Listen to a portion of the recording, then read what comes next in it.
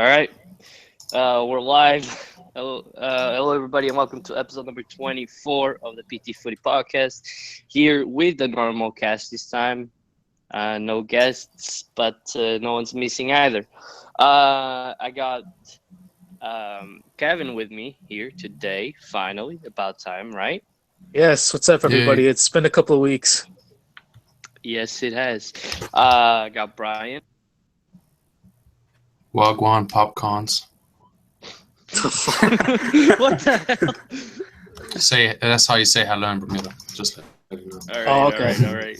all right. Everybody remember that whenever you go to Bermuda, okay? And Sam. Hello, my first podcast fully with Kevin, so Yes. that's a good thing. Yes. Yay! Congratulations. All right, so we're gonna get into the nitty gritty today. We're gonna start with Porto, obviously, because I thought, is the first thing we can talk about, really, and we'll leave Benfica to last. So Sporting in between. Gonna get into that Braga game, and okay, let me give you the lineup real quick. So Casillas was in goal, Maxi, Felipe Marcano, and Layun. I had to double check when Brian said that Layun was starting because I didn't really know why. Danilo, Oliver, Otávio, Corona, Jota, and André Silva, with Rui Pedro being the hero. I only watched the last 30 minutes, so I'm going to ask you what you thought of the game. Well, before I go into depth into this game, I just have to talk about the previous week just real quick. Yeah. It was a game where we had to win. It was a difficult game that we all knew that. So, the 3 points were a must. Unfortunately, against Braga, out of all teams we had to play, for the future, for the rest of the season, had we not won this match, it would have been a disaster. So, that we all knew the importance of it. Now, going into the game, I thought we started off really well. We had our chances. I think that, it was in the players' minds that, this is it. With the Benfica loss against Marítimo the day before, like, this was a must-win. And I think that the team responded very well. They were pretty much attacking the whole game until the red card there. Well, Braga, until the red card, they were holding their own. The penalty, in my opinion, it was soft. I could see why it was called, though. I mean, it's a soft penalty, but in my opinion, it is because André Silva was making his way to the net. I didn't see, to be honest, I didn't see it at all. It didn't even pop up on my timeline. But people were complaining about the fact that it was a red card because now referees are instructed to basically end the double what was it they called it, punishment. Double punishment, the red card and the penalty. Whenever it's a penalty, normally it doesn't give out the red card. People were more complaining about that. And I was going to get into that. Well, I think that it was a bit harsh, to be honest. It's not like he took him down from behind or anything. Like, I can understand, like, if the player's in the box and he gets taken down from behind, like a tackle, like a dangerous tackle, and it is a penalty, then you have to give the red. The guy's not going to break his opponent's leg or, risk his well-being and not get a red. So I think that's the only time is if they, if it's an imminent goal-scoring opportunity, which I don't know if it was imminent. It all happened so quick. But, like I said, I think it was a bit soft, but I can see why he gave it. I think that he could have given the yellow at the most, if it was even deserved of a yellow. I don't really know. But, until then, Braga held their own. Obviously, with Porto man up, playing for the rest of the first half and the second half, they couldn't really get any goals. Then André Silva missed a penalty, which I can't believe it. But, luckily he scored today, and we'll get into that. I think that, with the entrance of Brahimi to replace Otávio, it didn't really mess with the team much. And, I've been happy with Brahimi lately. The game against Belenenses for the Taça da Liga, I said he was back to his old self again. But the game against Braga, and especially today, this is a Brahimi that I think we all expected, that we wanted to see. He could have done better. today, and also against Braga. But I think he's been doing well for, the minutes he's gotten so far this season. Second half, we're all over Braga. It just wasn't our day. We had a goal waved off, which I don't see why it was waved off. There was no foul. There was no offside. At least in my opinion. I don't think Andres Silva touched the ball with his head, because if he did, I think that Jota wouldn't have got that ball. Or he would have misheaded it. So that's it's close. Again, I wasn't fully paying attention to that play. I didn't check the replay. When I checked, it was already over. They were just saying that Jota did foul the player, but it was Jota apparently that fouled the player. But I didn't see the play, so I can't talk about it either. Yeah, I didn't see any foul by any player, to be honest. The only thing I can think of is if they think that Andres Silva got a touch to it to assist Jota. Now, if he did touch it, then he's offside, but it didn't, in my opinion, it didn't really look like it. But anyway, the goal didn't count. We had other goals that didn't count, which were the right calls, offside, whatever. So yeah, the Herrera one. Yeah, offside. I mean, I don't really have much to say about that. But then came Rui Pedro, and glad to see him score. I couldn't believe it. Seeing the celebrations, it brought back the Kelvin moment. And it's a different situation, obviously, but it meant a lot because look at the last results that we had. We had, 5 draws in a row. 4 of them were goalless. So to us, Porto fans, it meant a lot. Like, it ended the goal drought, which was extremely important. And it went to show today because I know we're going to get to the Leicester game. Yeah. And, they were extremely confident today. But I think that Rui Pedro goal really lifted the team. And I know we're going to probably talk about the stoppage time thing. I don't know if you're going to ask that. I wasn't even going to talk. I was going to talk more about it on the Benfica game, to be honest, because I felt like it was a little bit too much then again. Like, my point of view, though, at the time, what I was trying to tell you is that if you give 4 minutes, and yeah, the goal was scored inside of 4 minutes, which I thought would be the right time to give. The approach of a team with 4 more minutes to play is completely different from an approach of a team that has 7 more minutes to play. That's what I was trying to tell you at the time. But I'm over that. I'm more worried about the time wasting in the Benfica game than in this Porto Braga game. Yeah, but I gotta touch up on this if you're gonna touch up on that, because from the 60th minute on, and I went back and I rewatched the second half. And I only watched the last 30 minutes, and I counted. I have screenshots over here, so I could count the minutes. No, I'm serious. And I counted as I was watching the video, and then I went back and I took screenshots of it. And when I added up the minutes, it came out to about 6 minutes. And this is after, from the 60th minute on, which is basically the time that the refs start to count. I don't know if it was after the 60th or the 70th minute. I forgot what I saw. Yeah, it doesn't. Anyway, it doesn't matter. The fact that the referees, it's more of the disparity that they have when I don't think that I saw a Braga player go down inside stoppage time.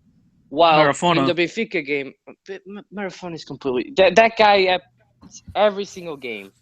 It doesn't matter who the hell is facing.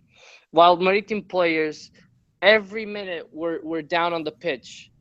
Like, there were barely any time to play of stoppage time, and he gave 6 minutes, I think, and it was ridiculous because inside 1 minute, it'd be like 2 guys going down at the same time. That's more what I'm more worried is the fact that the referees don't have, I guess it's very different from referee to referee. One guy could give 3 minutes of the Porto game, which I think he could have. He could give 7. It just depends, and I think that they have to work on that because it's not fair for teams. I'm not saying that Benfica would end up tying the game against Maritime if they had 10 minutes, but I thought that it would be fair to have at least 7 to 8 minutes on that game, and I think that they need to work on stoppage time issues. I think that's the biggest problem in football, to be honest with you.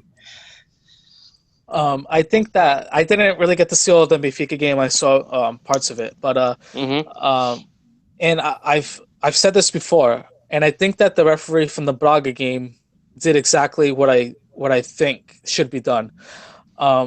Whenever a team is trying to waste time, whether it's on a throw-in Like even with the Porto Braga game, in the last 30 seconds of normal time before they got to stoppage time, it took 30 seconds for a Braga player to throw in the ball. It was a throw-in, and he didn't get cautioned or anything. Now that's fine. You don't have to, but I think that he added the 7 minutes. I know that it seems excessive because it's something that we're not used to. Like we're used to seeing like 3-4 minutes, 5 tops, and then when you see 6-7 minutes, you're like, whoa, Jesus Christ! Like especially for Porto Benfica. And especially in Porto's case, because they went so many games without a goal, and they were really pressing, plus being a man up. So, and the mentality is different. They're trying to get the goal. I think that the referee did a good job. I know Madafona got booked for a yellow card just before I started counting the minutes myself, just to see more or less. Yeah, that's what they should do. That's what they should do as well. And I've said this a few weeks ago. Quickly. Yeah, go on. Even if you don't book them, add every single second. As soon as they go down, we all know that they're trying to waste time. You know what I mean? So yeah, they need it. If it goes for 10 minutes, if it goes for 15 minutes, if it goes for 20 minutes, I don't care. Teams need to be like held accountable for this. Yes, exactly. It shouldn't be allowed in soccer. I totally agree with you. And we saw it working in Sporting's favor just a couple weeks ago with Boavista. And they were just, but at least they weren't, on the floor. They were still time wasting. But it happens to every single team, and I hate to see it if Benfica does it. And I've said it here on the podcast before. I only find time wasting normal if you're in the freaking final or you're playing, a decisive game of the season. Other than that, it's just absolutely ridiculous, and it needs to be worked on. And I do agree with you completely that it should go on as much as it needs to go on for teams to start understanding that time wasting is an issue. I'm glad that you agree with me. And there's a difference between slowing the pace of the game down towards the end of the game and completely time wasting. It shouldn't take you 30 seconds to throw in a ball. Like if you take an extra couple of seconds, that's an extra couple of seconds, no big deal. But 30 seconds to do a throw in is ridiculous. We've seen a throw in take a minute. And that wouldn't be excessive. We've seen that before. So yeah, they need to be held accountable. Otavio's injury. What did you think of that? Oh, geez. When I saw him go down and I saw him come off, I was a bit worried, to be honest, because he was one of the best on the field. But the whole team played well. So, Brahimi came in. I didn't think he was going to fill Otavio's shoes, but he did play extremely well. I was happy with what I saw. And I don't know how long he's going to be out for. I know it's like an abdominal muscle or something like that he hurt. So it might take about 3 weeks, maybe. Hopefully not. With the medical staff that they have, it could be shorter. I'm hoping. That's pretty much what I have on his injury. Yeah, and finally a goal. I also said that took you long enough, but you managed to do it. At least it was a nice goal. I shut it off as soon as Jota made the pass because I knew he was going to score. So it's just like I turned off my phone and I was like, nah, he scored. And that pass was later, insane. I went to check. Yeah, it was a great pass. It was a great pass. It was a great assist. And, it could have been a deserving goal. I honestly don't absolutely know. I know that they pressed a lot in the final 30 minutes, but honestly, maybe the red card and the missed or the miscalled goal for Porto as well. That those things changed the game a little bit. So happened a couple of mistakes, but it's all right. I think that overall Porto they deserve to win, right? I mean, they were yeah, they did. over them. So Madafona played on his head too. He was he's great. Oh my God, he was great. He's amazing. If he only stopped time wasting, he'd be amazing. Yeah, I know. But yeah, great goalkeeper. All right, moving on to the Leicester game. I watched like 15 minutes of this. Then I turned it off to Sporting because I don't want to take anything away from you, like I don't. But Leicester came in with a let's just get this game through mentality. I mean, when you rest Vardy, you rest Slimani, you rest Schmeichel, you rest Mahrez. Huth, also the center back. You were expecting, an easier. Don't put it nicely. They played the goddamn B team, Peter. Sorry. They basically played the weekend side, yeah. So you were expecting a win. Yeah, I told you guys I was like 99.9% sure that they were going to win today. and I left that 0.1% because you never know. But but it was a very unlikely. weakened side. Yeah, it was a very weakened side. So that's why. Let me just give you the lineup real quick before I talk about the game. So it was basically the same thing, but with Alex Telles in for Layun, and obviously Brahimi in for Otavio. That was about it. The same lineup as last time, but those two. And like I don't want to make a big deal out of those 5 goals scored because it was against a team that wasn't really playing with their star players on defense either. No starting goalkeeper, no starting center back, no starting fullbacks. So, but at least you got 5 goals, and one of them was very good. So, what did you think of your performance? I guess, even knowing that Leicester played with a depleted side. I mean, I understand that they're playing with the reserve squad, if you will. Yeah, I think that overall, the team still didn't be a little bit. What's the word I'm looking for? Like they didn't play like this is a sure win. They played like they had to win, and they did. I think that if even Leicester played with their star players and it was between Porto and Leicester, or even if first place was still up for grabs, it would have been a good game. I still think that Porto probably would have won. Yeah, it depends on your goal drop. I might agree with you simply because how you managed to beat Braga. Yeah, I think that's the only way you'd be able to beat Leicester was, after that whole 95-minute goal, and you're just like, holy hell, we finally scored, and the team celebration and how united they were after that. I don't know if it would have taken the stoppage time. I mean, it would have been a hard-fought game. It could have been a game that could have ended 1-1 or 1-0. If we tied today, we would have been screwed. So luckily, with the way we played against Copenhagen and Bruges at home, luckily we didn't have the same mentality in those games like we did today. So, it was a great win. I mean, I don't really have much to add because we were playing a weakened Leicester side, and we did score 5. But I have to point out that the team didn't play like it was a sure win. And even after the 2-0, where you figure, the Jorge Jesus Jacobe, with the arm waving, like he did against Stubble. That's what I was thinking immediately in my head. Like, just tidy it down. But they didn't, and they just kept going for it. And I didn't get to catch all the second half. I did catch the first. I did miss the penalty that they did call in favor of Porto. So I can't really comment. I didn't watch anything about that either. It didn't really matter either way. Yeah, no, it didn't. It was like 3-0 at the time, so the game was done. I guess the only thing that I want you to talk about again is and Sergio also asked this about Brahimi. What did you think of what you managed to see from him? I thought he was great today. He had a really nice chance where Jota would have been in on the goalie, but he had a bad touch to control the ball. So he passed it back to Brahimi. Then there was like 3 defenders in front of Brahimi, and he went to go cut across and curl it to the far post, but he mishit it and it kind of went out. But then he got that heel flick goal today, and like I said in our group chat, it reminded me of Falcao. It was like a nice heel flick, came right into the box. It was a good goal. I saw that. It reminded. I don't know if it reminded you of Falcao after I said that, but it reminded me of Falcao because that's like a Falcao-esque type goal.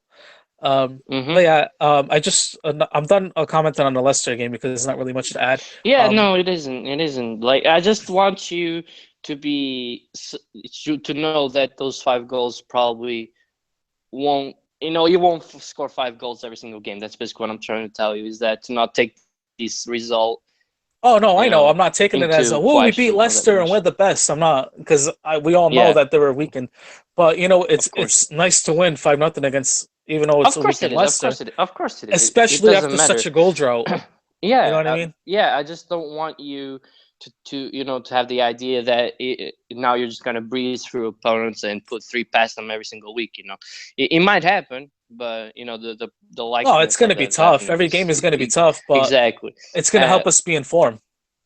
Yeah, and my friends are like, "Oh, we'll do sport to get next," and I'm like, "Ferians," they're like, "Oh, it's easy win," and I'm like, "Mate." They're on the road. Down. Not every game is easy. Yeah, on the road, and they need to win. You know what? I'm going to say it right now. If Porto wants to win the title, they need to win on Sunday or Saturday. I don't know where to play, but they need to win. before the Benfica game.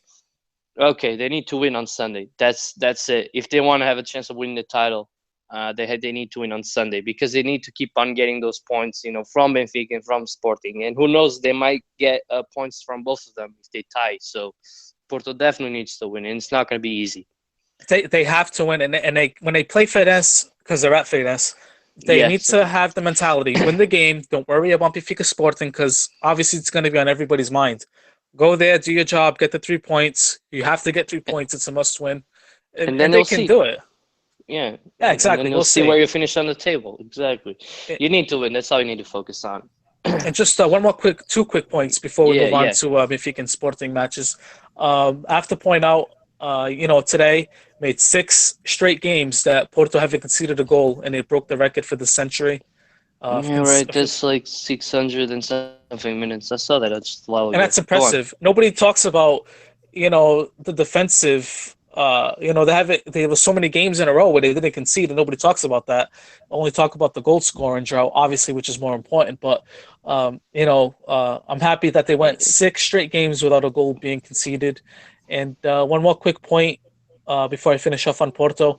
I really liked Inacio when I saw him for the Taça da Liga. Yeah, it was decent.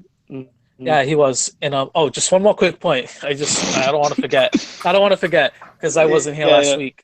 Sorry. My thoughts and prayers are all to the family of the players of the Chapecoense tragedy. Mm-hmm.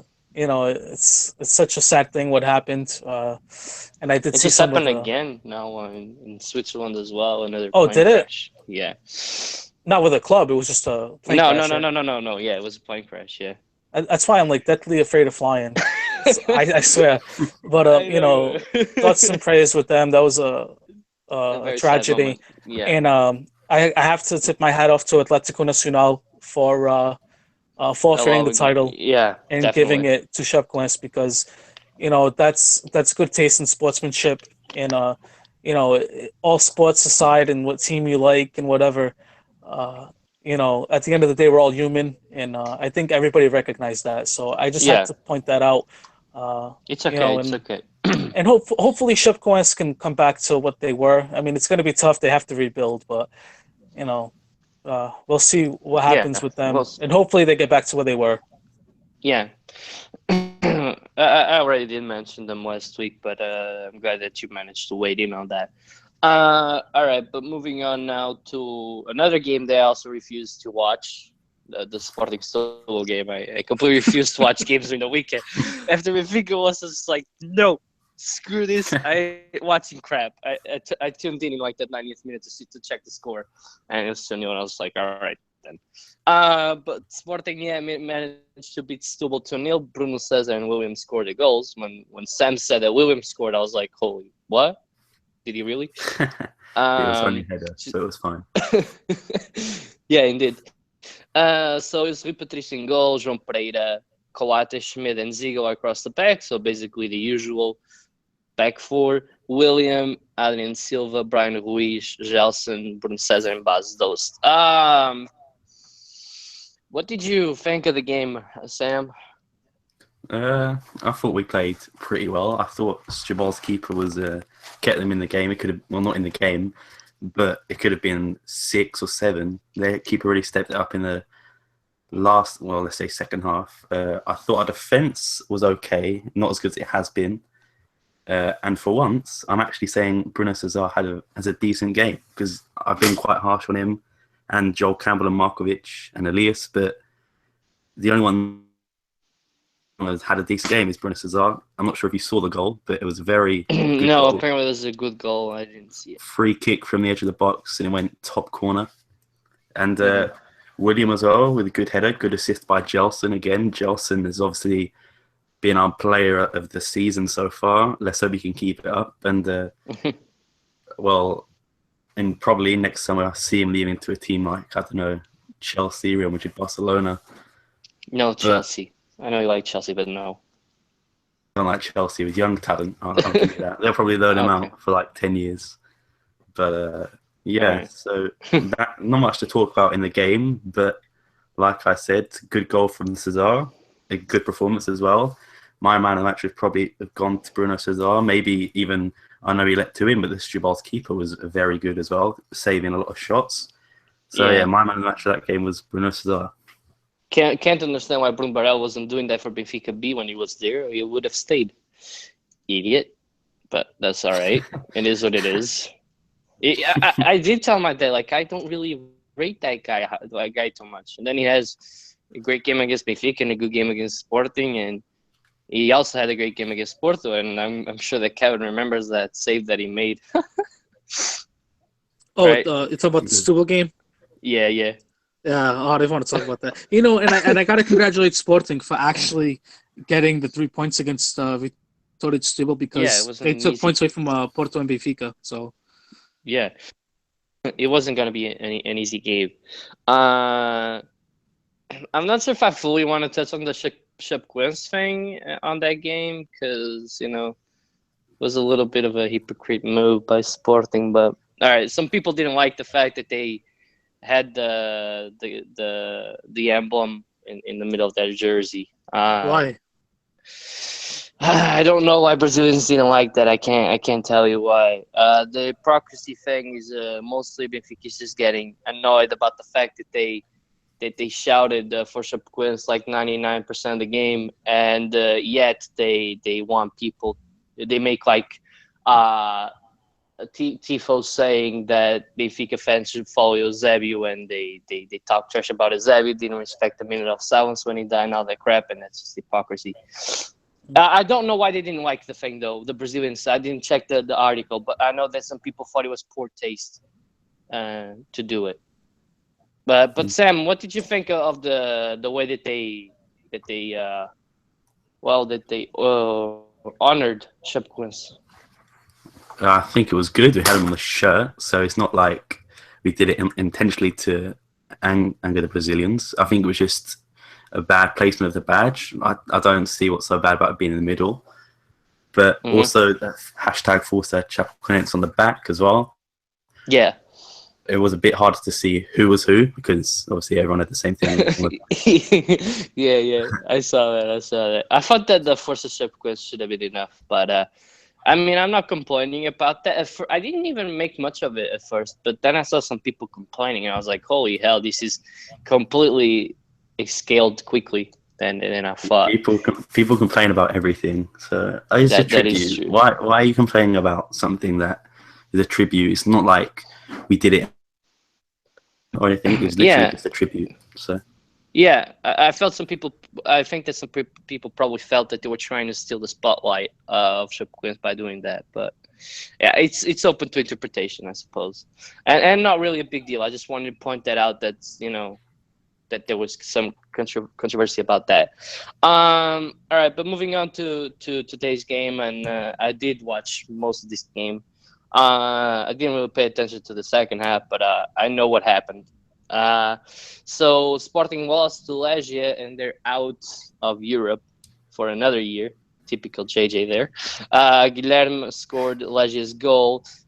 I'll give you the Sporting lineup, and interesting one, isn't it? With Patricio in goal, Paulo Oliveira, Coates, and Semedo across the back. So 3 at the back. Then Gelson, Adrian, William, and Marvin in the midfield. Markovic and Bas Dost up top. I told you I didn't want Sporting to play with Paulo Oliveira, and they went ahead and did it. What did you think? Well, obviously it didn't work, and I think JJ realised it didn't work. Like 10 minutes into the second half, he brought on Eusébio, and he brought on Brian Ruiz as well for Markovic. But it was just so bad. Because I understand why it works with teams like Chelsea, who have established and quite pacey centre-backs. But when you have Coates and Oliveira, who aren't the fastest of centre-backs, you're going to have a struggle. And also for the first goal, I thought the defence was sleeping. They were ball watching, especially Paulo Oliveira, actually. Just let the guy go in front of him and score. It was a lucky goal. Nothing Patricia could have done about that. Yeah, but no. If we're speaking about the game in general, we had 63% possession, 18 shots and 5 on target, and nearly 600 passes with 559. So it wasn't the worst performance I've ever seen, but we need to finish off our chances. Say like Andre, I'm not sure if you saw in. Yeah, I did. I did. Open goal, like pretty much the same as Brian Ruiz if you didn't watch it. Markovic as well just didn't look like he wanted to be there. Bruno Cesar, what were you going to say, Karen? I was going to say that you guys got to stop giving 45 minutes in advance to the opponents. I felt like as soon as Gaio came in, the game changed. Obviously, went back to a 4-4-2. And when I was watching it, like 30 minutes in, I said, if they put this back to a 4-4-2, they might be able to win the game. Because, you're going back to a system that you already know. And I never thought that it was the right option to go with 3 center backs. And I also felt that it was quite ridiculous how right before the first goal, Markovic was getting burnt by a winger, but the fact that he was defending alone without anybody helping him is ridiculous. Yeah, I agree with you there. The defense, obviously, like I said, was asleep for the first half. Second half picked up a bit, but obviously JJ realised it was a mistake, and hopefully he'll never do that again. But you've got to say, with JJ, with the team and the suspension of Jopra and the injury of Scalotto, what more could he do? I still would have gone to Gaio. I told you. But even when he came on, he wasn't that good. No, but you've kept the system. You're switching the whole system that you only practice during training. It's not the same to apply it in game. Fair enough, I guess. But I wouldn't blame it on him. Like, he has to do something. Obviously, he saw as a guy who didn't think I don't blame it on JJ. I'm just saying that I would have kept the system. Now let me just point you up to some interesting quotes that I got here. First one, JJ says that they didn't go out because of the ref. And there is that penalty that you posted, and man, I feel like it is. The first one, I don't think it is. I think, it's just that kind of thing where the guy shoots the ball to get it away from the first one, never a penalty. Yeah.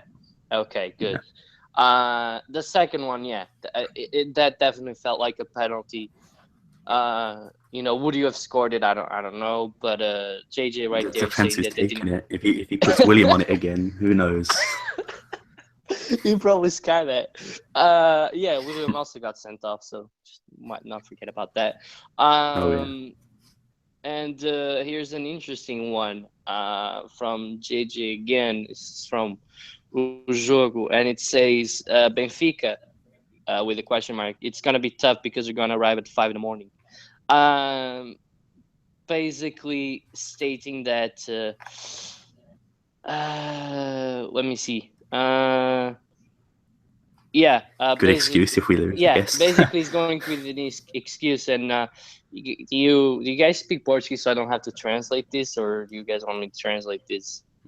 Translate it because I don't speak much. Okay. And maybe some other.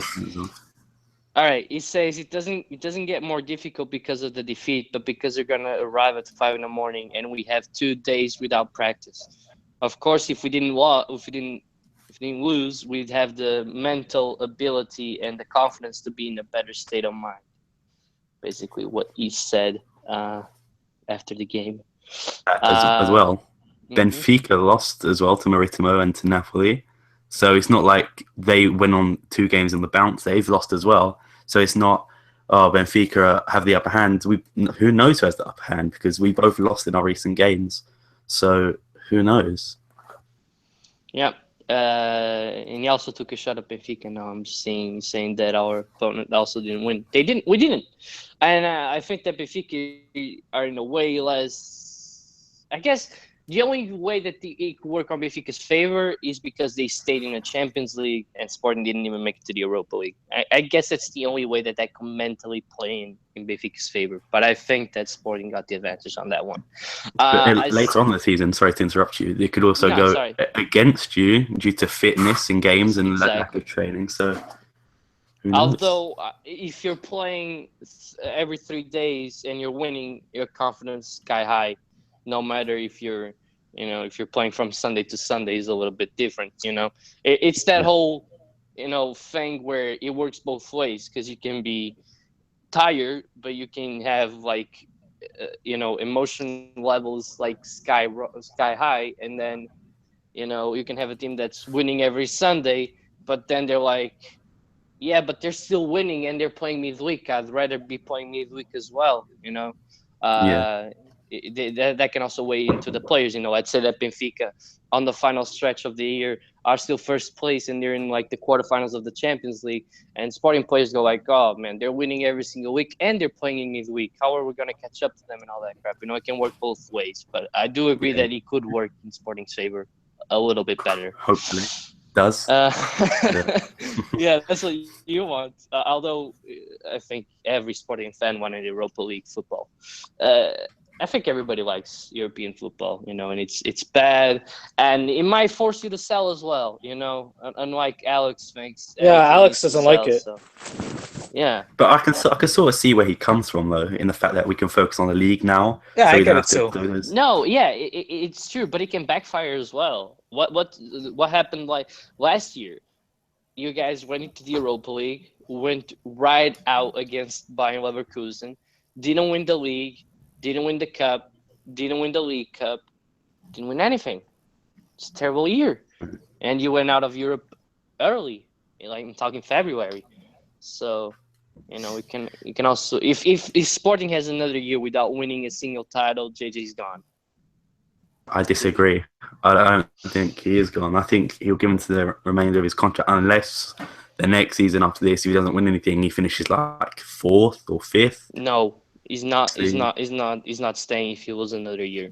I think he'll quit, I think if JJ goes winless this year, I honestly think JJ will quit because I think he'll be fed up with Sporting. He will find a way to blame Sporting and not himself, and he'll quit. It's just that selfish. I'm serious. Yeah, no, you too. I'm serious. It's just that selfish. He will blame Brunt Carvalho. He will blame Sporting for him not winning, and I think he will quit and go to I don't know, to some Spanish team or some, he's always talking Spanish. I mean, that's a detailed sign to me right there. Yeah, true. I think he's leaving if he loses this year, man. I don't think he's staying. But it might be key. For example, let's say that you would manage to stay in Europa League. You could keep Gelson easily. Now, I don't care what his agent says. If Sporting gets a 50 million euro bid on him, he's gone. Yeah, probably. I mean, there's no way that Portugal is stupid enough. True. Well, according to you rejected, what was it, 80 million for one of our players last season? Yeah, but complete bogus. Who knows if he... 80 it was Chinese money. It was Chinese money. It was probably 2 million euros. Yeah, true. That's what I heard, that it was Chinese money. Yeah, 80 million yen or whatever the hell the currency is. Yeah. But, you're going to be forced to sell eventually. You can't just keep accumulating debt, especially with JJ's high salary. He earns 6 million a year, man. 6 million in Portugal. I think, Yeah, go ahead, Sam. Oh, okay. So you said the debt thing. I think next year, I can see a lot of our key players going. William Carvalho, I can see going. Same with Rui Patricio, both Euro winners. So they both obviously know they can go to a good team, maybe in the Premier League, Spanish League. Adrian Silva. Oh, yeah. Sorry, I forgot about Adrian Silva as well. Obviously, Gelson. So all of those could... maybe Ruben might stay. He might, because he's fast, he's the most strong, likely, and he's young. So it's easy for him to go. I was going to say, one thing about with Sporting, if they don't win the league this year, JJ has nothing to fall back on. So, for instance, Rui Vitória, if we don't win the league, we can say, well, Rui Vitória took us to another knockout stage in the Champions League for 2 years in a row. So he deserves another shot. With JJ, he won the League Cup last year. Don't forget about that. He won 2 trophies. I know, but I'm talking about this year. No, I know. Okay. But I'm saying this year, Rui Vitória can say, well, at least I got us past the group stage. Well, JJ will kind of be 2 years in a row, no league title, no Champions League knockout stage. It would be kind of difficult to defend him. I wouldn't defend him anymore because you have to win as a coach, especially if he's getting 5 or 6 million a season. In Portugal. I agree. He's improved Sporting a lot, but at the end of the day, Sporting's on a 15-year drought. So it's you have to start winning eventually, and if you're paying a coach that much, he has to win the title. Yeah, but like you say, he earns a lot of money. So if we're going to sack him, that's going to cost us a lot of money just to say. No, because it's That's like going to be like That's on That's the true. year before the last year of his contract. He has a 3-year contract. So No. Sam makes a good point. He just signed a new contract. He's got like 4 years left, if I'm not mistaken. He signed a new contract? I'm lost. Not too long ago, right, Sam? It was like, what, 3 months ago? Nah, that was I last believe he season. signed a new contract. I think JJ has got like 4 years That's crazy. left on his contract. I think he signed another 2-year contract. He ain't staying, though. He can't stay. He can't. But Sam makes a Yeah, good but like point. I If they said, fire we him, have the money. It's a good point, exactly. but I don't. That's why I think. I don't know think if it's he'll quit. sustainable. No, Sam makes a great point. If he quits, he won't get any of that money. So I don't know. He might done, quit. Sam. He might be the one quitting. Yeah, good point. But he might be the one. I don't see it happening. It's not like it's Benfica. It's a completely different, club. When he went 3 years without winning a title at Benfica, we should be able to rely on. I don't think Bruno Carvalho is that same type of president. So yeah, if you look at Bruno Carvalho and managers in the past, we had Marco Silva, who won us a Taça de Portugal. Yeah, he got sacked because JJ was there. So he won us a trophy we haven't won in a long time. Who knows what happened with George Jesus? But, yeah, exactly. Good point. Yeah. All right. So, is there anything else we want to add to this before we move on to Benfica? All else about the Champions League. So, Yeah. the in general for Sporting. So, obviously, when the groups were drawn, I wasn't expecting us to win. I wasn't expecting us to come second. I was fully expecting us to get to Europa League. But now that I think about it, we haven't made that, and I don't know who to blame really. Because on the one hand, you say it's George Jesus' fault, but on the other hand, you say we had a tough group as well. Could any manager, if any manager had Sporting's team, could they have made Europa League? Yeah, you would never make the Champions League though. Yeah, maybe not the Champions League, but the Europa League. It's highly. It depends with the squad that you have. It's very unlikely you would have made the Champions League. Now, if you tell me if it's Benfica or Porto in there, maybe.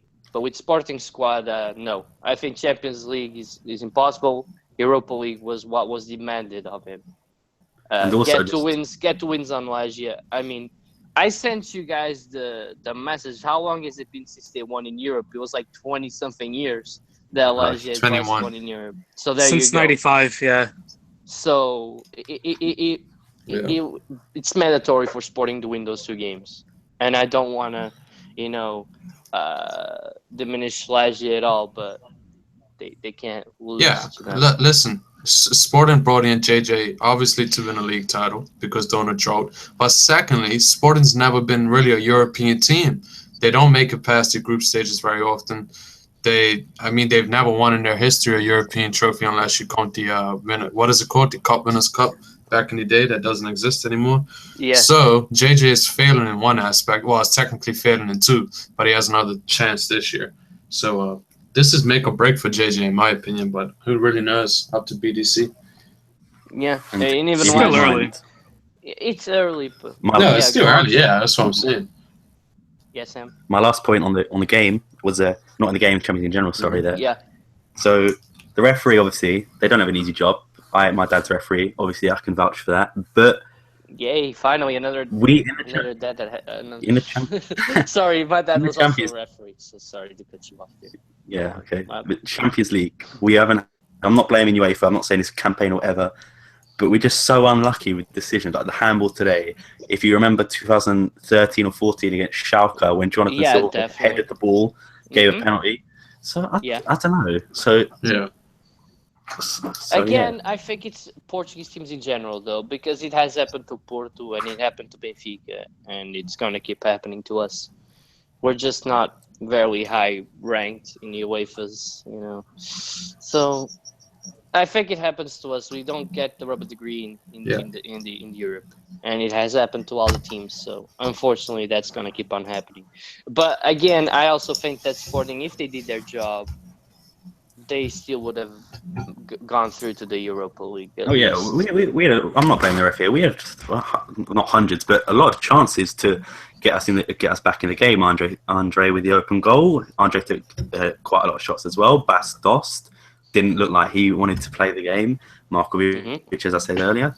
So it's not the referee's fault, it's the team. And if you want to blame JJ as well for picking that team, fair enough. But I guess you can. For me, it's not JJ's fault, it's the team's. He's picked a good team. I expect us to win, and they haven't. So yeah, good point. I agree with you. All right, so all right. We'll talk about more Champions League in a minute before we finish Benfica, because we're gonna go Benfica, then Champions League again, and then previewing the derby for a little bit. All right, good. Because I have something to say about Sporting Champions League, but we can do that after. Yeah, I'm gonna talk about who Benfica and Porto can play, and they can draw the Champions League, and then you can add your Sporting point there. Okay. All right, so Benfica played Marítimo, obviously, as y'all know, on Friday. They lost Ow. two. Sorry. He heard that bad? He was like, "Ow!"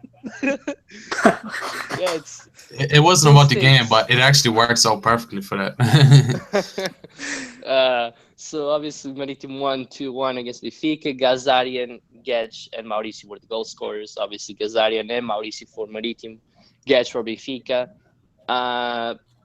Benfica played the same lineup as they've been playing in 5,000 years. Ederson in goal, Semedo, Luizão, Lindelof, and Andre Almeida. Obviously the only change because he was injured. Salvio and Serbia on the wings. Feza, Pizzi, Gedge, and Mitro. I'll go first, Brian, and I'll let you go in. So I thought the game was terrible.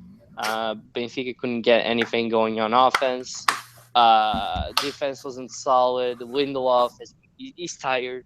I don't think he's played that many games in a while. He went to the Euros with Sweden. He was a starter there. So I think that he's very tired. Luizão is also, he's not the fittest guy, obviously, because of his age. Andre Almeida is crap. He's backup, but he's not good backup. Feza had a very good game, again, up to his standards, just like he did against Napoli. The only player that puts in a good shift. I also liked Servi a lot, even though my dad absolutely despised him. I thought that he was probably man of the match for Benfica because he put it on a plate for them several times to score, and Gotardi and the post just didn't let him. Gotardi had a very good game as well. Savi was trash again. I don't think he recognizes that he has teammates. I think he's just playing on his own. You guys know the horses where they have like the fangs where they can't look sideways. You know what I'm talking about? I think I know what you're talking about. When you see like people that ride horses. That has it. All you see is the eyes. Is that what it is? Yeah. Like they have like some stuff on the side of their eyes so they don't look, sideways. Basically, they always look forward.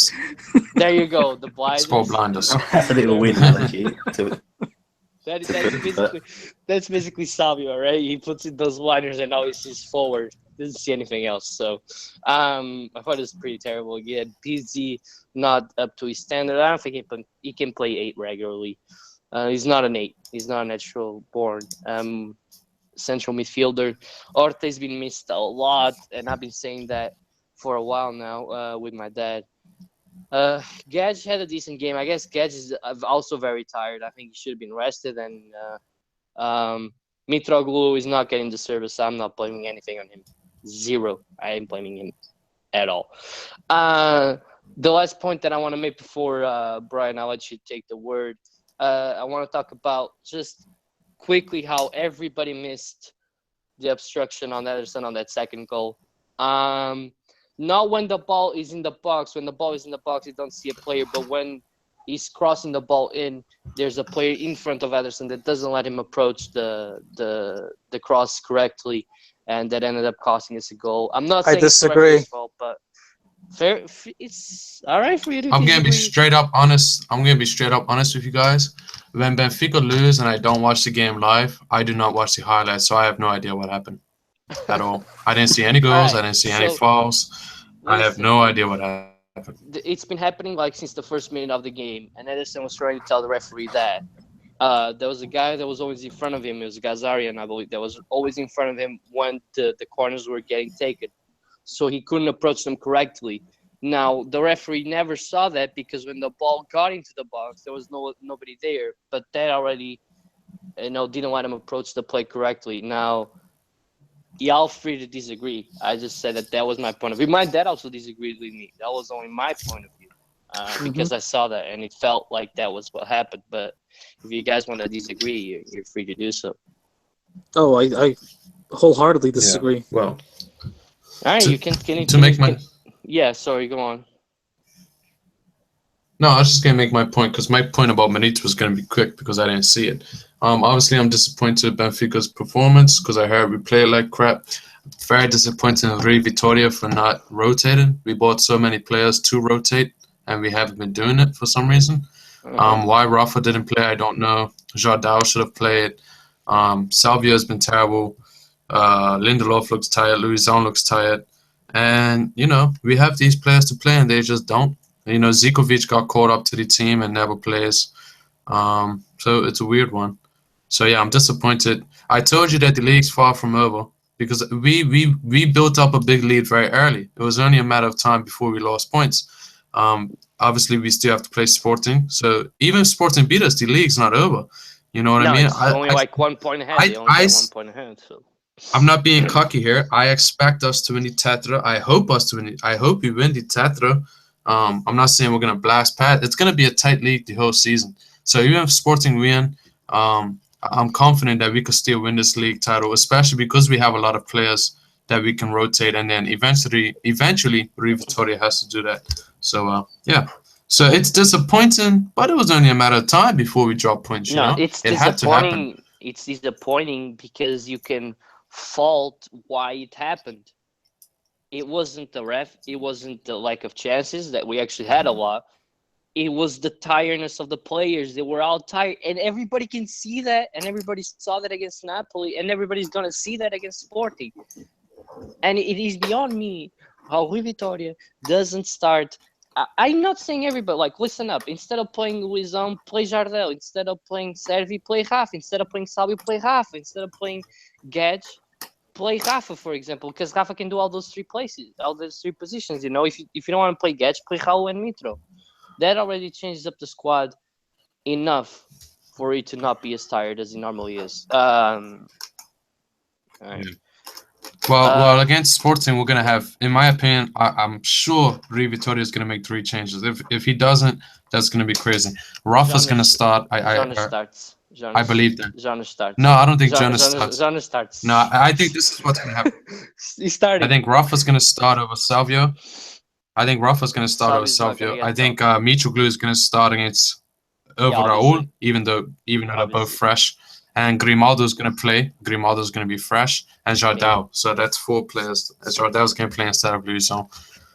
And I think that's guaranteed. Nah, Jonas just came back off a 3 months injury. If he plays, that's a terrible decision. He's going to play. Shh. I'm telling you, he's going to play. Kevin, you wanted to talk about the second goal. Come on, let's go. I don't think it was an obstruction. If you watch the play again, the player was just standing there in front of Ederson. It's not like he was hugging up against him. No, go on. Sorry. I mean, you can interpret it whatever way you want, but to me, there was nothing in it. Ederson pushed a Marítimo player. He wasn't impeding him. He didn't put him. He just stood there. Now Ederson can go around him before the corner is taken. It's not. Well, listen, he could if he really wanted to. Has anybody else been a goalkeeper? Anybody else? I have. I've played every position, bud. I used to be a goalkeeper. Long time ago. All right, Sam, did you play against teams not Sunday league type of? You know what I mean? No, I played Sunday league. No, that's not. This is so hard to. I've played on a team and I've been a goalie, so I understand. But listen, I used to be a goalie for my local team.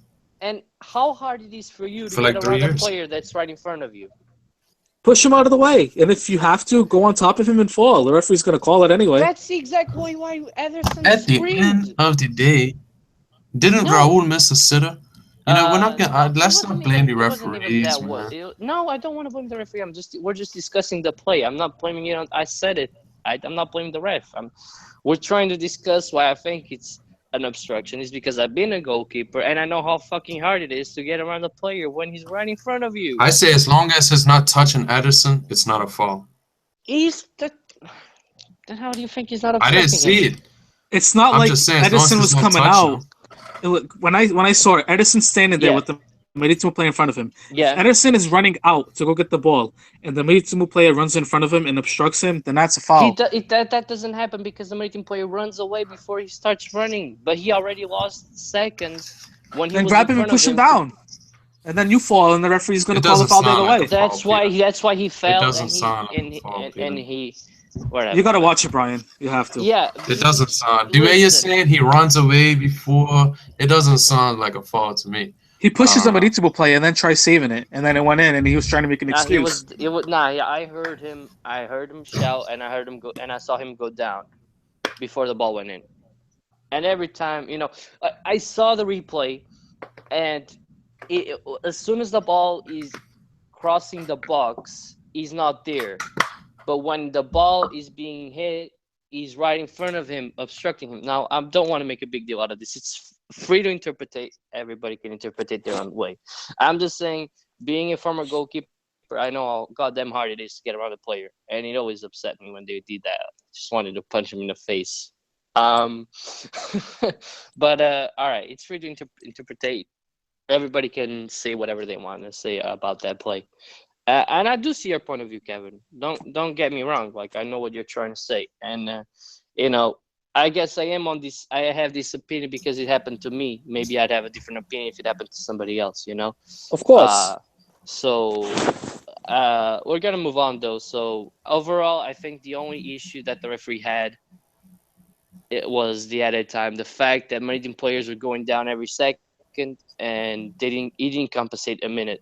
And I thought that was ridiculous. There was barely any football in the last 15 minutes after they scored, basically.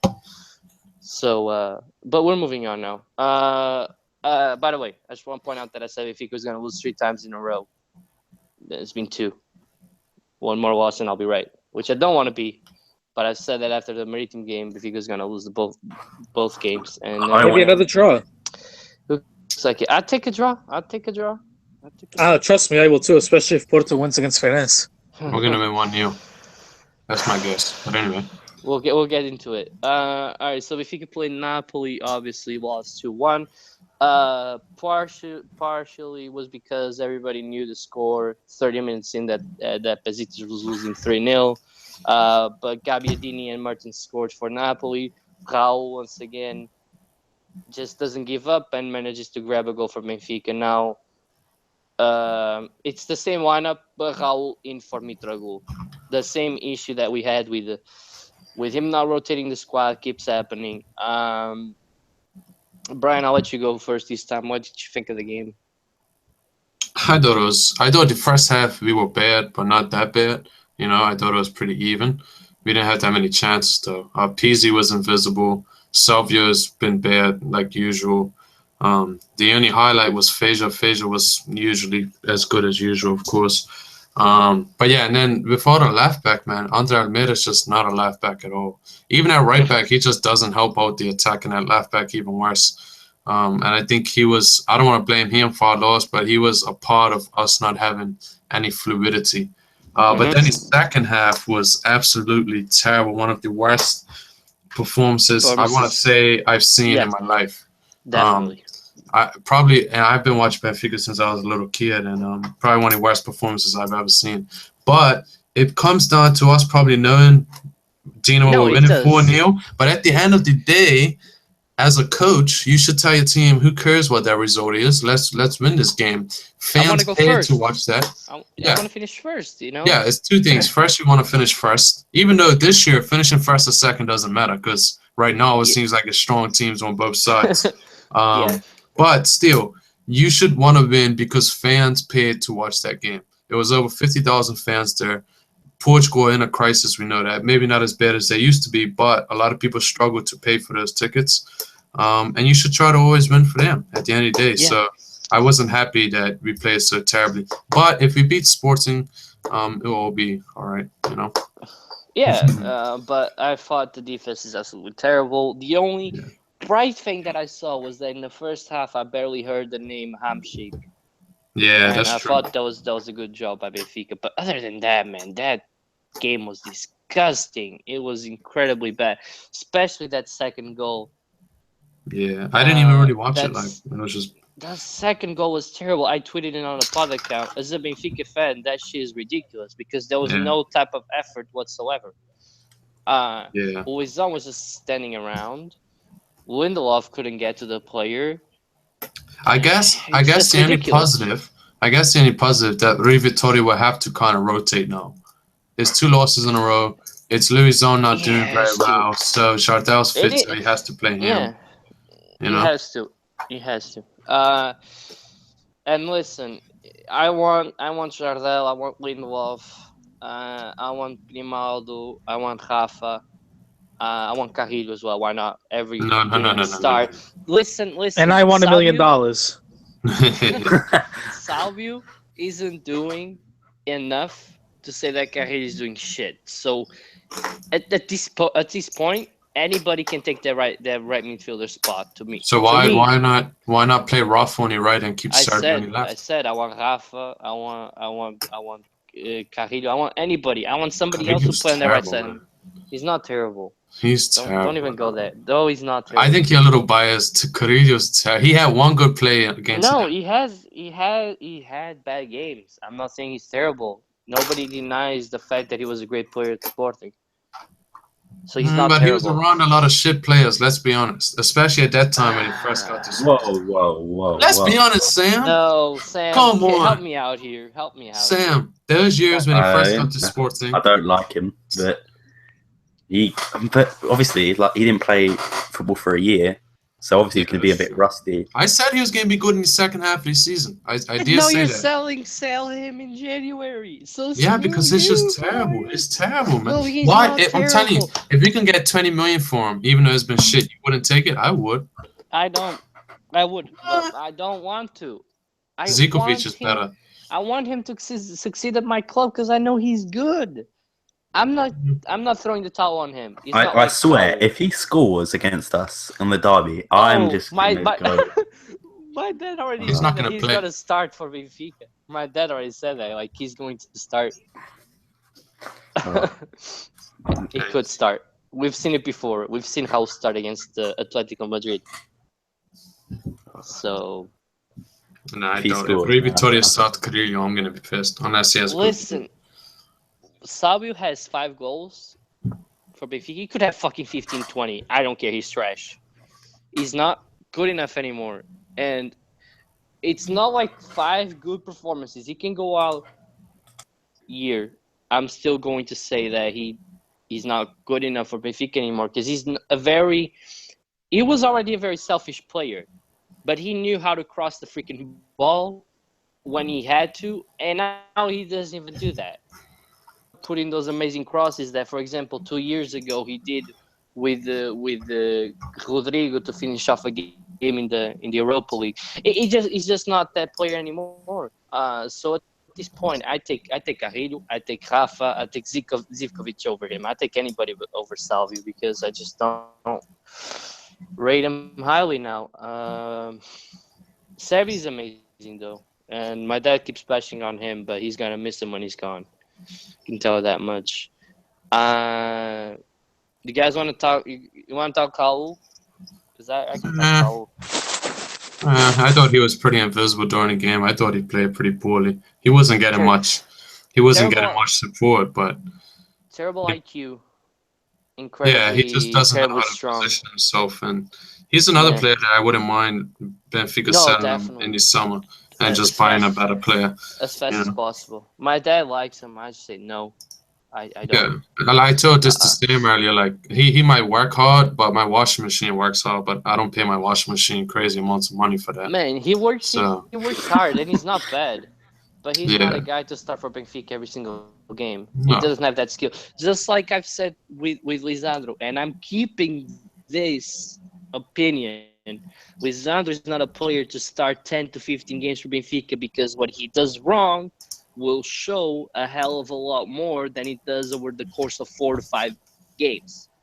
So no, I don't people, like I don't Lisandro. want Lisandro over Luizão. I don't. Me either. I think Lisandro's pretty shit. Okay, that's stated. He is, because he's fast, but he makes a boatload of mistakes. And when you're playing regularly, those mistakes will start to accumulate, and people will start seeing, oh, maybe this guy isn't as good. It's the same thing with Andre Almeida. If Andre Almeida goes in for like 3 games, I'm not talking about the Napoli game, because the Napoli game and the Maritime game, nobody really performed well. But let's say Benfica is winning, right, in mid-season. He comes in for 3 to 4 games. Nobody's going to notice the absence of Smith or Grimaldo, because Andre Almeida will do that job pretty well. But when the team's crap, and when he plays for a lot of games, you'll start seeing how bad he is. Just like last season. Yeah. Got injured, he played like half a year, and you saw that 70% of those games he played badly. And when you play 70% of your game badly, you're not good enough to play for Benfica, Porto, or Sporting. There's a type of level that a player needs to be to play for those clubs. Mm-hmm. But I agree.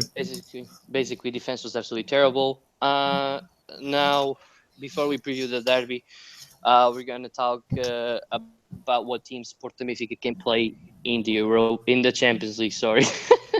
All right, so Porto and Benfica can both get Arsenal, Atletico, Dortmund, Juventus, Barcelona, and Monaco.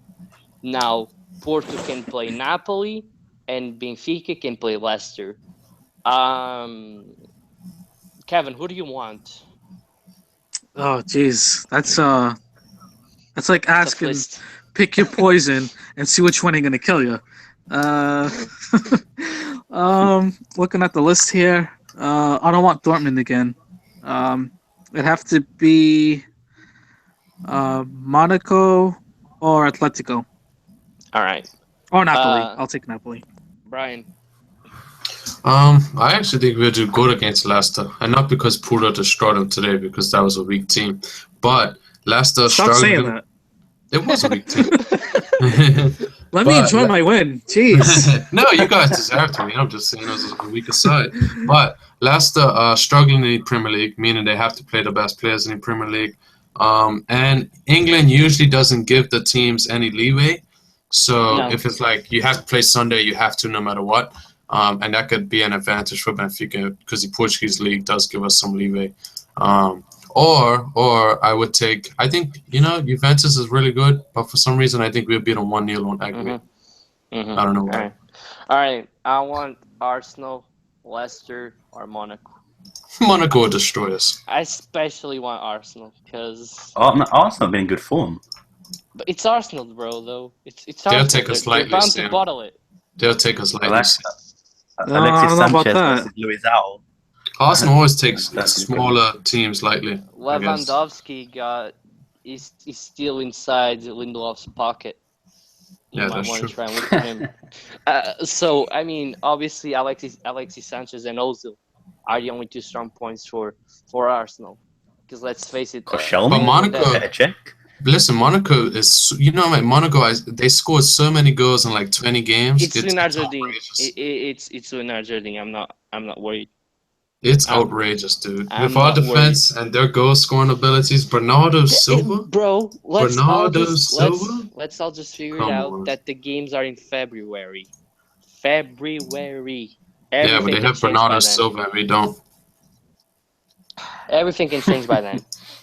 I'm just saying, I'm just saying Bernardo Silva. I think Arsenal, Leicester, or Monaco. I'd really like to play Leicester as well because I think they'd be the easiest side to go up against. And no offense to anybody, but they're not that amazing.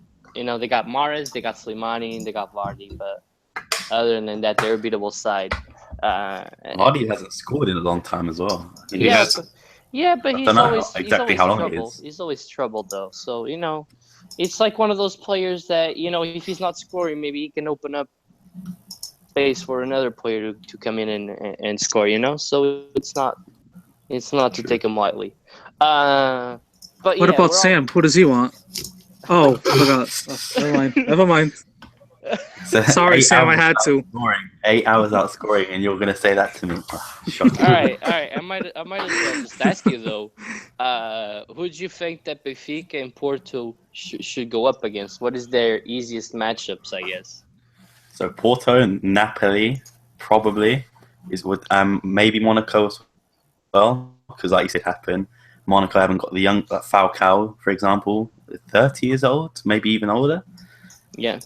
I agree with you for Benfica. I agree Leicester, but apart from Arsenal, I think Arsenal would beat you.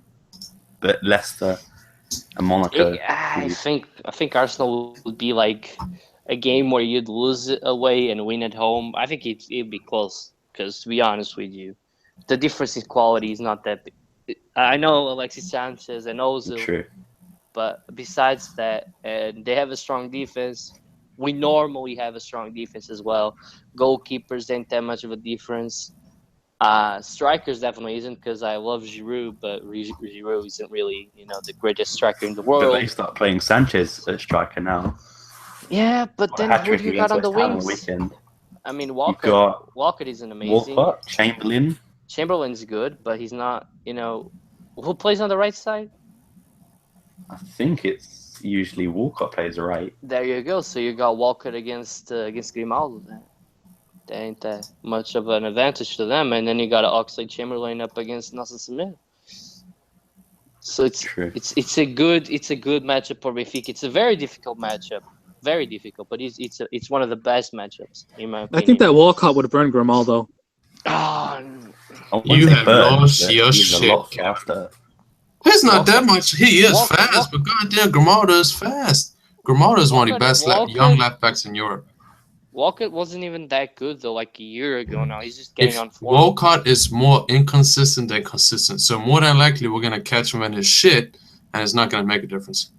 Okay. Same with Ox. All right, Kevin, you wanted to talk about Sporting and the Champions League. This is your time to do so. Yeah, just real quick, because I know we're going to get into the Clásico and we're running out of time. It's disappointing as a Portuguese fan in general to see Sporting crash out of Europe the way they did.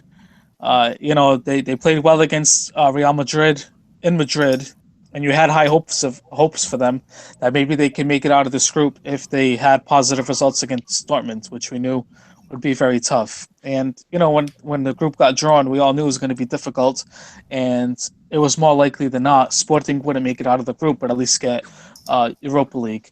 So to lose out of Europe totally, completely, the way they did, only getting 3 points in 6 games.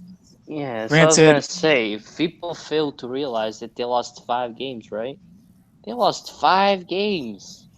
And they only managed to beat Legia at home.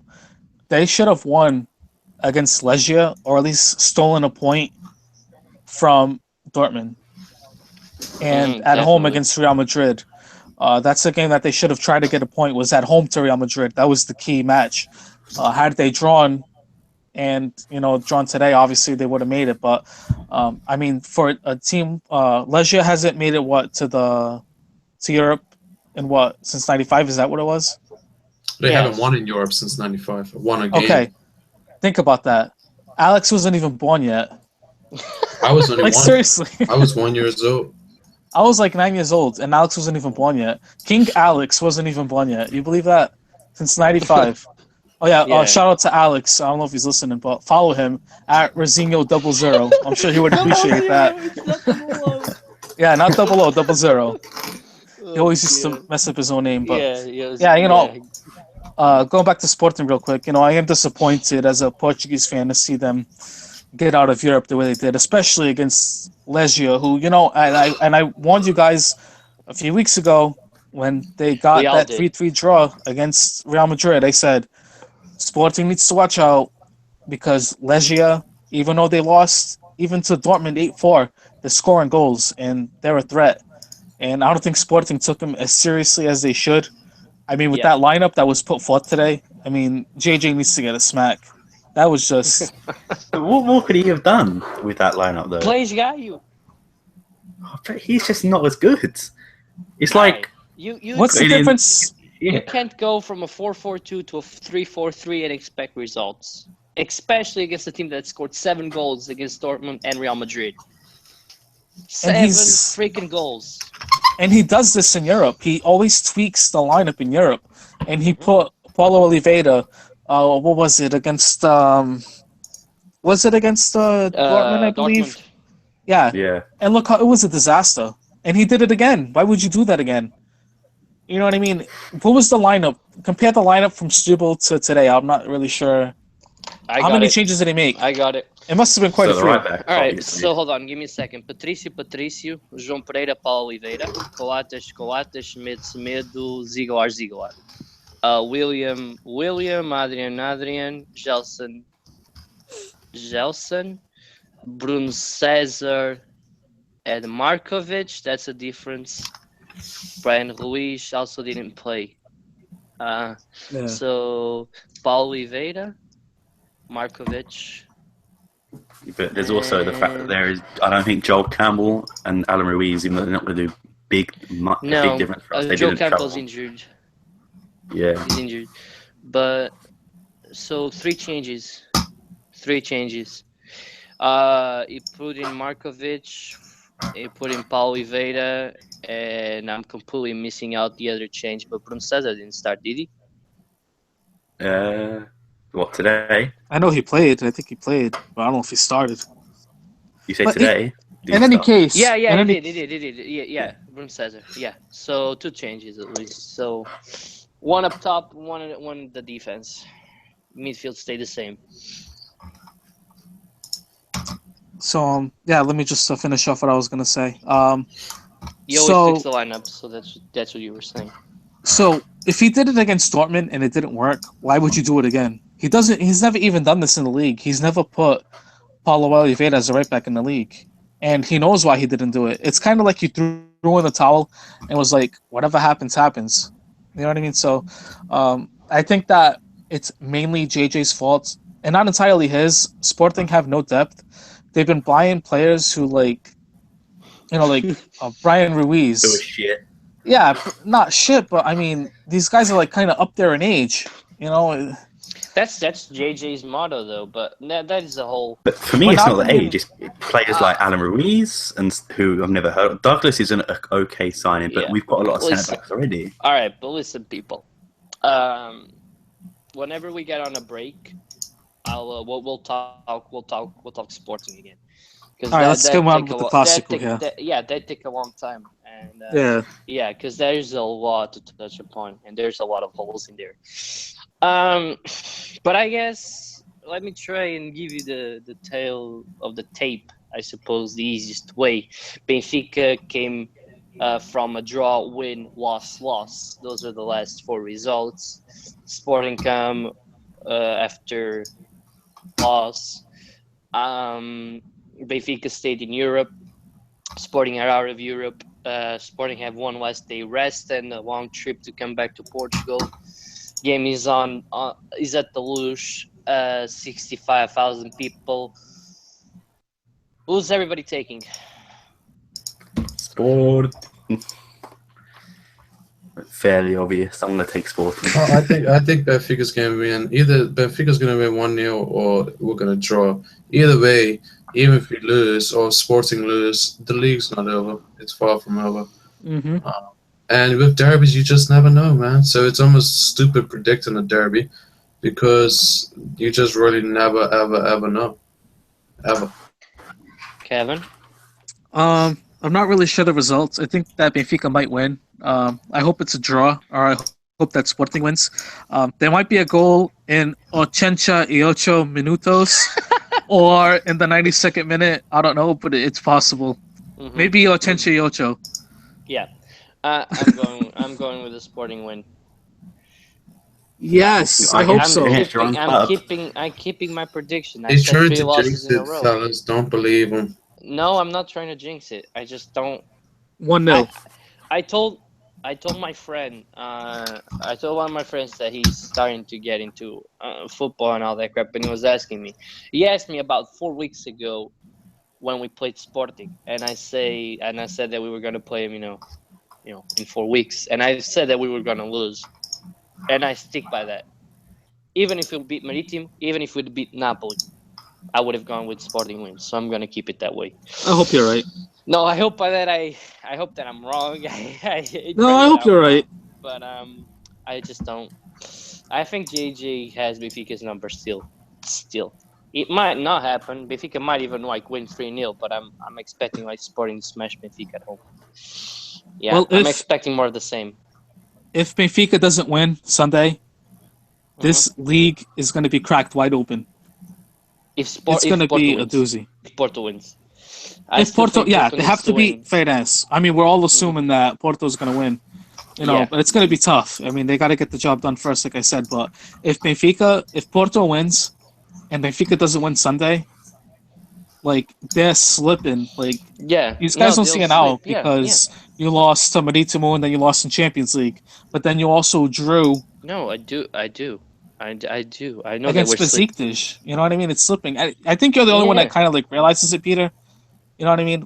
Everyone realizes it. Everyone realizes it. The important thing is that we're letting it slip in November, December, and not in March and April. Keep it going, please. No, well, let me tell you something. Sporting and Porto are still going to drop points this season, as are Benfica. Not Porto. Porto's going to go the rest of the way without dropping. Maybe they'll drop 2 points somewhere along the way, but I'm sure you keep up with it. You have to. But all three teams are going to drop points. Sporting. The difference last year is that Sporting did it when all of the players were super tired, when the season was coming to an end, right? Benfica right now, even if we drop more points, we have 6 more months to recover, and that's with any other team. I'd rather drop it now than drop it in March or April. That's for sure. That's definitely. If we're if this is our biggest dip in form, let it be before January, and then just like last year, after January last season or this year, look how amazing we were. We lost 1 game, 2, one to Bayern Munich and 1 to Porto. So if that happens again this season, Benfica won 14 games in a row after that Sporting game that they won. After that Sporting game that they won a 14-game winning streak. So Sporting won a 12-game winning streak, and that's why they didn't win. So I do agree with you.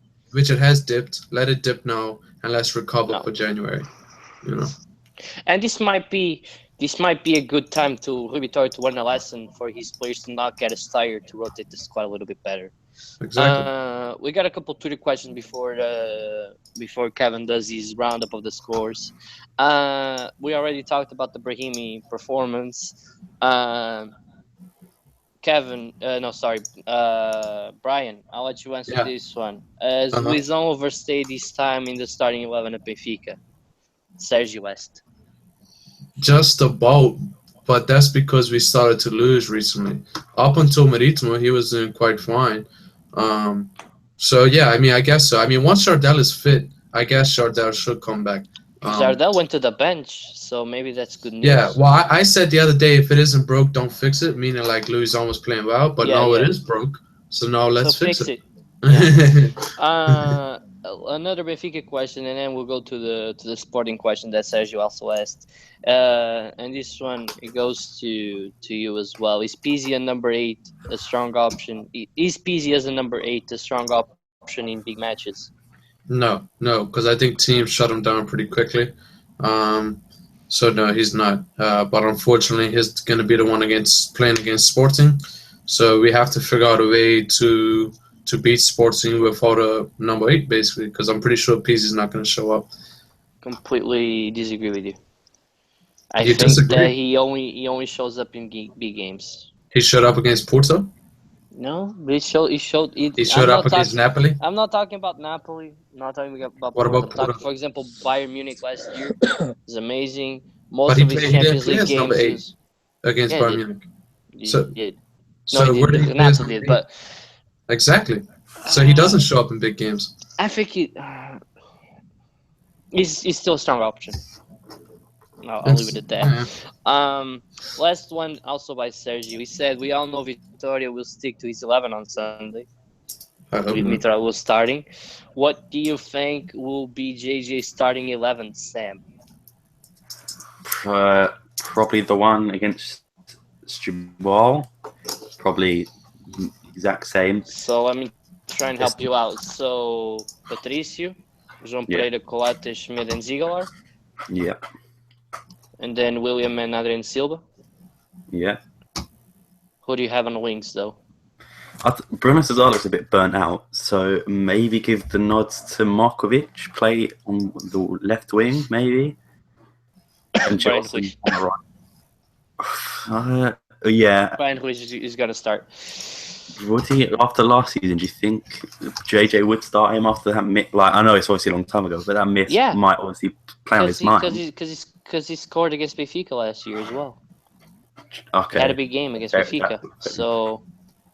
So probably, yeah, I sort of agree with you. Ruiz, maybe, because JJ likes Markovic, obviously, so it could be Markovic. You start Gelson, you start Brian Ruiz, you start Markovic, and you start Tost. That's your front four. I get maybe Andre over like Markovic, because I don't know Markovic. I don't see Andre starting over Markovic. How long is Joel Campbell injured for? Do you know? He's injured. I didn't see for how long. I can check. Just give me a moment. Everybody, give me a moment. Because if he's not, I would like Joel Campbell to start over Markovic.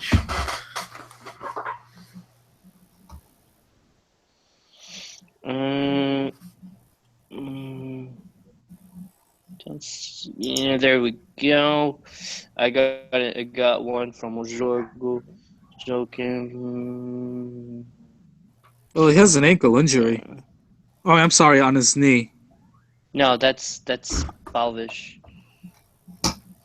It's Joel Campbell. No, Alan Ruiz got a flu. Lucas Palvis is also recovering from a knee injury, as well as Skeloto recovering from a muscular injury on the right leg. No, it doesn't say why he's injured.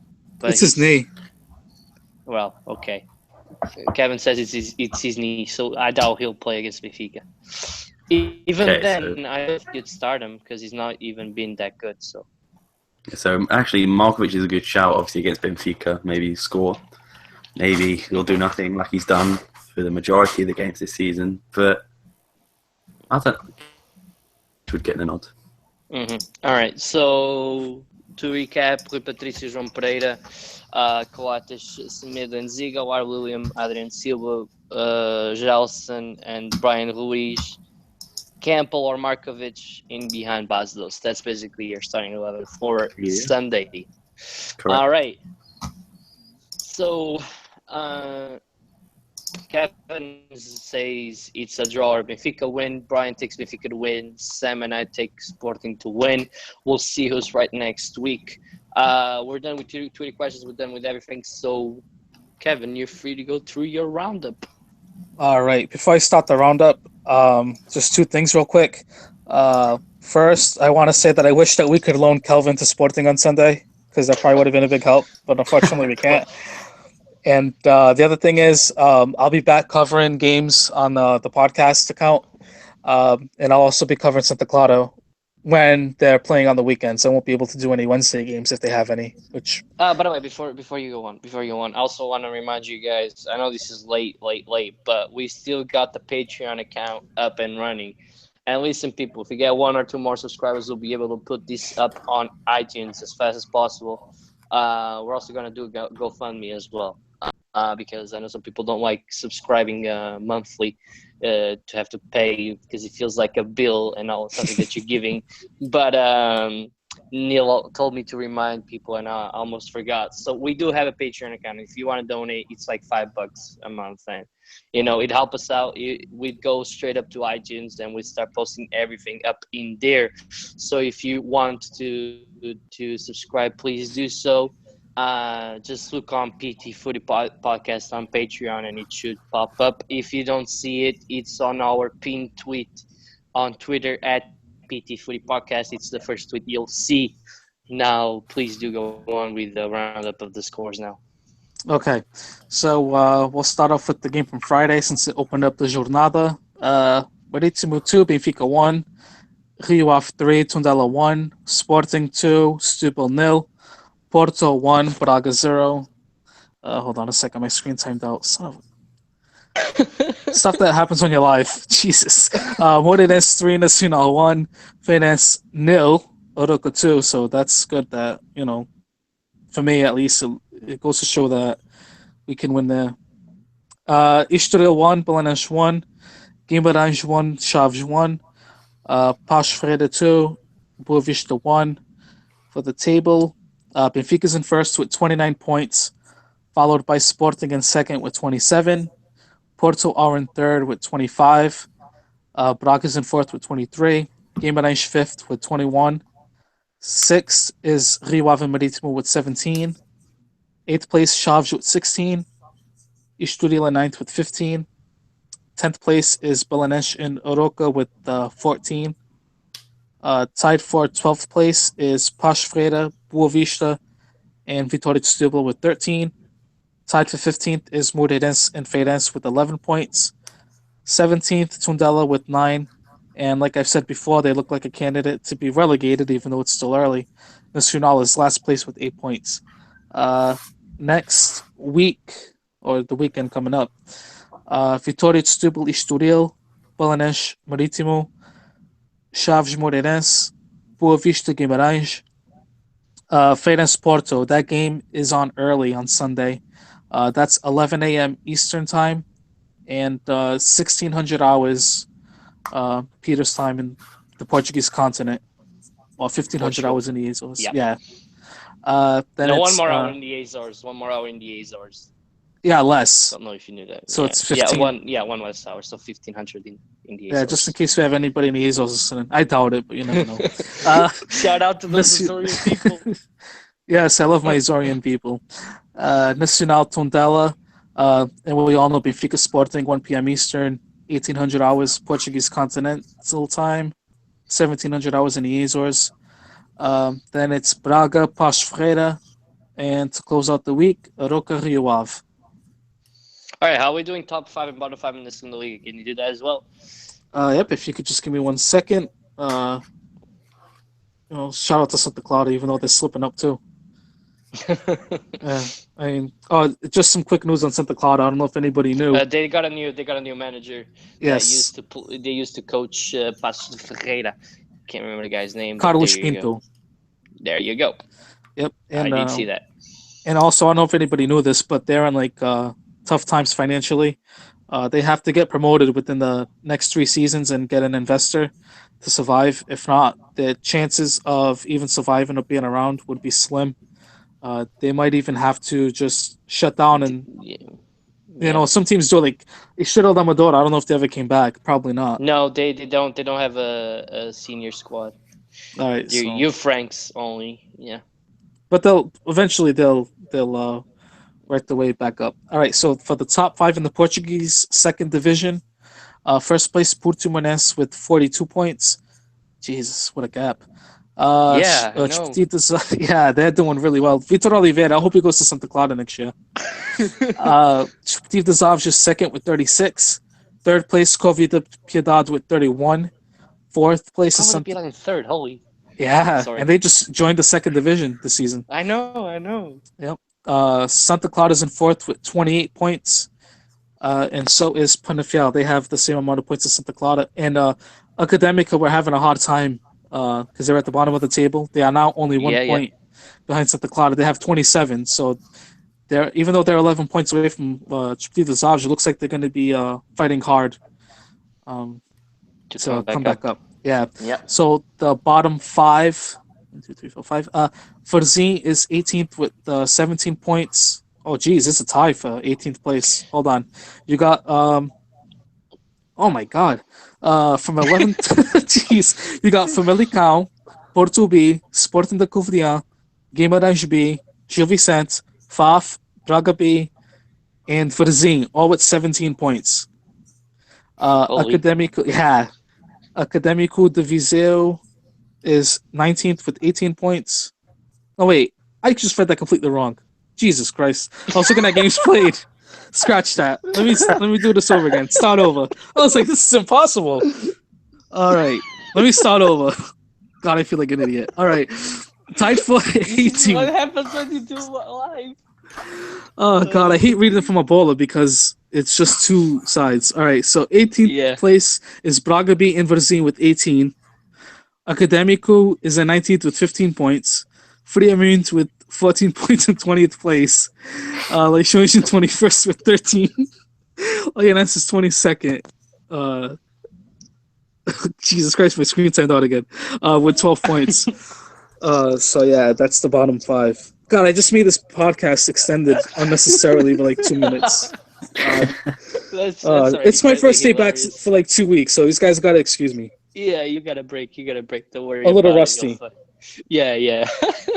All right, but we'll be back next week. We're gonna talk Clásico or Derby, and we might discuss Sporting's lack of backup, as that was brought up during the podcast. But that's something that is going to be talked about for a little bit. Also, I don't know if this is going to be on a Tuesday or on a Wednesday because there are games on Wednesday. So we'll let you guys know when the podcast is going to be done. Ciao. Adios, muchachos. Peace.